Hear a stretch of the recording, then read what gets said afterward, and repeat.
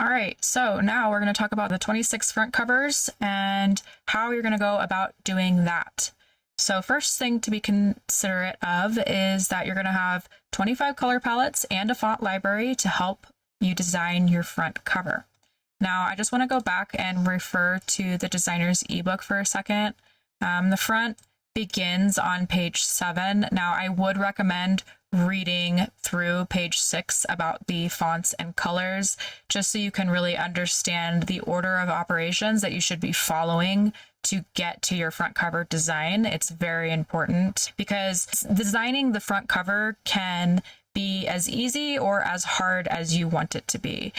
If you follow the instruction, the designer's ebook exactly, you'll have a much easier time. However, you're still able to make fantastic designs without following these instructions, but it's going to take you significantly more time. So just give a good read over these fonts and colors and how to use them, and then move over into the front cover design. Now, as far as the front cover is concerned, there's going to be some ideas of how you can format your front cover. So you can add title, subtitle, author name, type of book, etc., all the way down here. It's a very common practice to use any of these, and sometimes all of them, depending on how much text the author decides to put on their front cover. So you have options, and the reason why you have options is because these templates are going to be a bit different. Some of them are going to have more text than others, and you're going to want to mix and match to make it look professional with something that's also commonplace inside of the industry. So let's go inside of the 26 front covers so you can see what's going on. You'll notice that they are organized. So they're organized specifically for your font library. That way you can mix and match the fonts easily using the font library, and we'll go in that in a moment, but let's just look at these front covers. So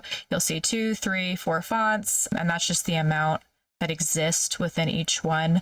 Everything is in lorem ipsum. That way you can kind of have an idea of what each cover is going to look like without being influenced by any sort of name, because I know that your name is going to be very different than any of these, and that's the whole point of it.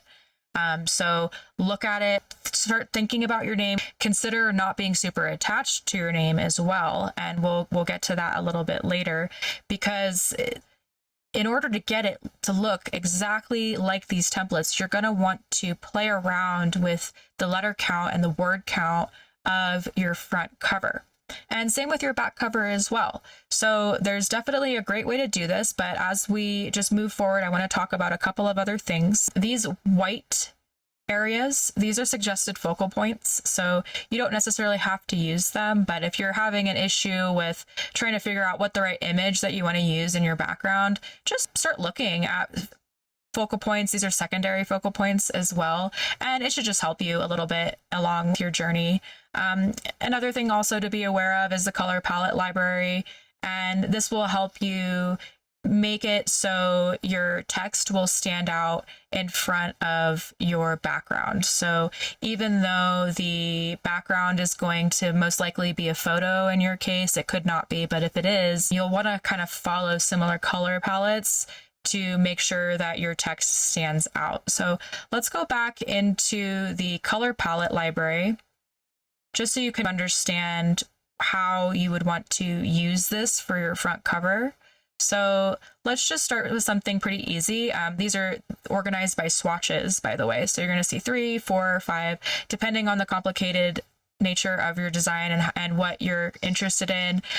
Pay attention also to the text along the top, because these are really the colors you're going to want to pick. So your background color is going to need to be resembling this color in the back behind the text, because you're going to want to use the text to stand out in front of your background image. Now, just to make it really simple, we're going to use the first one here, and this is going to be the background text. So this is the color, and you can use these as well if you'd like to. You'll see the hex codes down here as well, so you can copy and paste these into any application that you want to that's outside of Canva and get different color palette ideas. There are links below in the helpful links that will also help guide you in that. If you look through the library and you just think that you want something different, you can definitely come over here. You can see here, how can I make the text stand out? What font should I use? What color palette should I use? So these are really great resources. If you see this and you're just like, okay, I want something a little bit more unique to my specific book cover, this is going to help you. And particularly this first one, this is going to really help you if you're having issues with your contrast of your text in front of your image. Well, this is a very important thing to understand to make sure that your text doesn't disappear regardless of your color palette. So definitely take a look at that. But anyway, just to really simply create a book cover, you're going to select the background color that you want. You're going to go up here to color, and you're going to press this add new color, which is a plus, and then you'll see the hex code down here. The hex code is here as well, but you're going to copy that, Control C, and you can actually do image searches with this color. So you don't necessarily have to use this specific color, but you can do image searches. So you go up into elements, and let's say, I don't know, let's say nighttime, and I'm going to go select photos, and then I'm going to go in here, and you can customize the color palette that you want to find. So I'm going to paste that color, and then I'm going to click off, and you'll see that it starts to sort of match the colors. So I kind of like this one. I think this is kind of interesting. I'll copy that, and I'll drag it off. Dragging anything off of the page will just simply delete it. So I have that one. Here's my background. And now I will go into my front covers, and let's say I want to do this one, and then I can paste it inside of here. So that's how you get the general background color, and then you can start customizing everything with the specific color palette. So the text color is going to be this color, and I could just go back up here, copy it, and then go back into the front covers, and then add, paste. And you'll see as you select more, you'll see that it saves up here. So you can just easily go like that. And then now you have great contrast with your image. And that is super important, because if you don't have the right contrast inside of your book cover, it doesn't matter how great the layout is. It's just not going to work out. So this is really awesome. If you want to change the color of this to match the palette that you have, let's say we use this one, this brown here, and I'll go to color, add new color. I'll copy this hex code, and then I'll go back into the front covers and add it in here. So that's the basic understanding about how to use the color palettes. Now, as far as using the fonts, well, I think it's probably better to show you how to use the fonts in a separate document outside of this, just because I want to isolate everything for you so you can really see what's going on. So I'm going to go back. Here we are. We're back at normal. Let's say I love this book cover and I'm ready to start designing, but I think that the fonts might not be exactly what I'm looking for. So what I'm going to do is I'm going to go over into the documents, and I'm going to go into the font library and see what other fonts I'm interested in, because in the end of the day, this is a very customizable area. The purpose of this font library is so you can customize the cover to exactly your specifications. Now, I know there's only 46 combinations, but this will definitely help you narrow down on other things. If you're interested in the layout of a front cover, but you just think that the fonts could change a little bit. So one thing you will notice when you're in here is you'll see 2 fonts, 3 fonts, 4 fonts, and 5 fonts. That's going to directly correspond to your front covers. So if you remember seeing this as well, the amount of fonts that exist, this is going to help you a lot when you're in the library.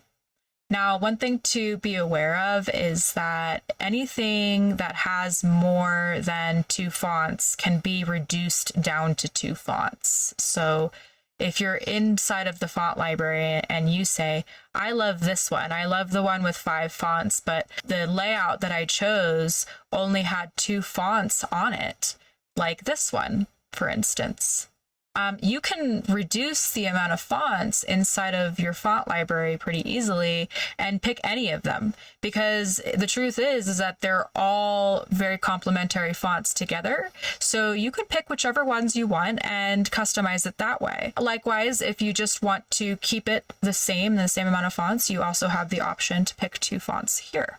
And how to make sure that you're getting the right fonts as well is just to look at your front cover, zoom in on it, look at the size of everything. The best way to duplicate a font into here with the same layout is to aim for fonts that are going to be really similar in height. So the way I do it is I'll just copy this and then I'll go into the font library. And if I like this one, just for the ease, you kind of look and see, well, if I paste this in here, is the height going to be similar, you know? And it is. And that is going to be the best way to copy a font over into one of your documents, is if they have similar heights.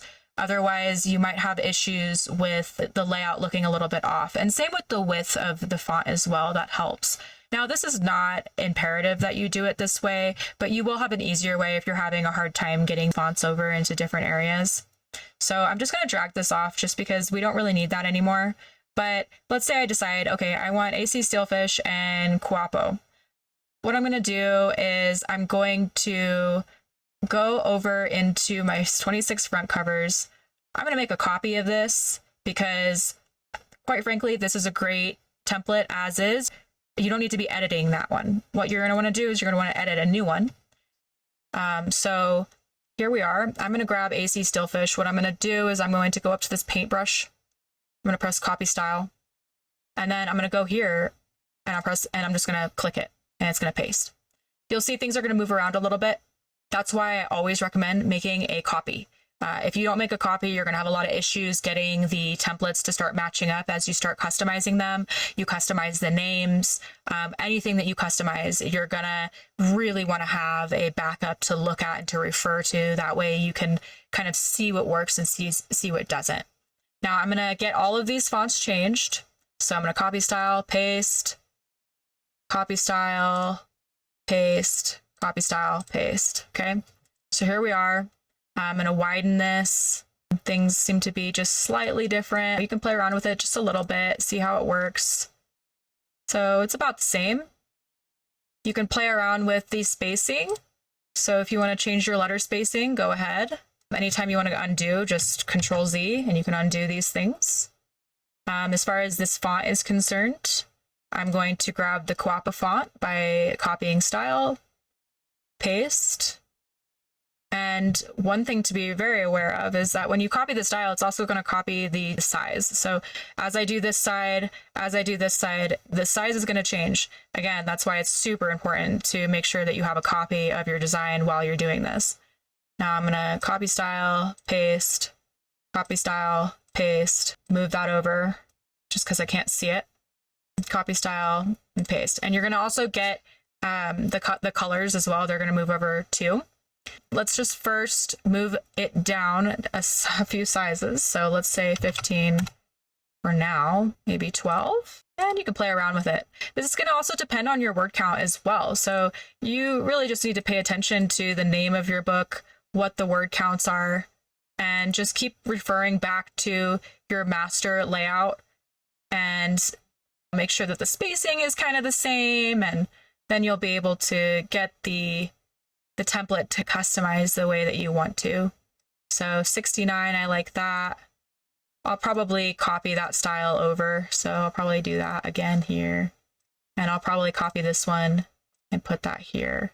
And then I'll make the text white just for now. That way we can put it over this side here. And I think this one is also white if I remember correctly. You can also remove elements as well. Like you don't necessarily, I mean, I've created a book cover with this not being here on the side, and you're definitely able to do that. So don't marry the book cover. You can just play around with it, see what works, what doesn't work, and you'll have a much better time if you don't heavily attach yourself to making it look the exact same. Really customize it. You have a lot of options with the front cover, especially given the amount of things that you're able to put on it. So this is what the changed fonts look like. Now, before we move on to naming your cover, I want to just show you what switching out the fonts would look like if you had issues with the height and the width of your fonts. So instead of this AC Steelfish and Quapo, let's give it a go on a different one, maybe something teeny tiny. So I feel like the best one to try this one out is going to be this. So I'm going to copy all of this. I'm going to bring it over to my new document, and I'll probably move this down just a little bit. So you can see that the height is going to be much different, even if I make it bigger, right? So this is what I'm talking about, is that if you switch things up, you could have the same layout, but you're going to have issues with the spacing of things. You're going to have to make things smaller. Just be aware of that when you are moving fonts around. So I just want to caution you on that before you get too attached to a font or a layout. These things, you can always switch layouts. You can always switch to a different font and make things work. You just kind of have to finagle it to get it to match what you're trying to get. So we have text geared terms. I'm going to copy this style. I'm going to paste it. And I'm going to do the same with all of it. So you'll see I'll have to bring it a little closer, right? So the style is okay, but you have to kind of decide what you're interested in and if you like the change of the font. Now, again, just having that extra copy that you can refer back to will really help you decide here what works and what doesn't. You can always make these capitalized letters, but you're not going to get the same kind of thickness as you're going to get in this type of font. So just be cognizant of that. Let's bring Madeline over just to finish up the job. And I think I'll make that white. All right, move this down. That's a nice thing about a layout, right? Is that layouts actually do a lot more for you than you realize.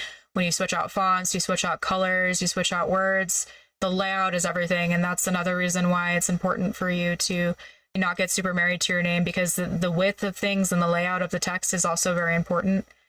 You can see them side to side next to each other.